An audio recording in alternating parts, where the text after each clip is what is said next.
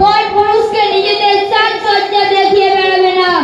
অন্য এক জায়গায় ইরশাদ করেছেন, হে নবী, আপনি আপনার পত্নীগণকে, কন্যাগণকে এবং মুসলমানদের স্ত্রীগণকে বলে দিন তারা যেন তাদের এক অংশ নিজেদের মুখের উপর টেনে নেয়।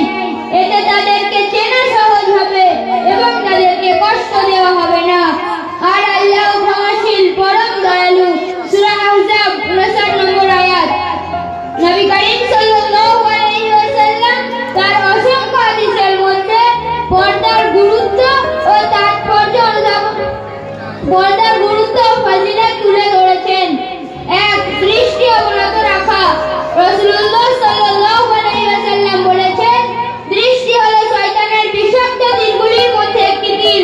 যে ব্যক্তি আল্লাহর ভয়ে তা পরিত্যাগ করবে, আল্লাহ তার ঈমানকে এমন শক্তিশালী করে দেবেন যে সে তার অন্তরে এই মিষ্টতা অনুভব করবে।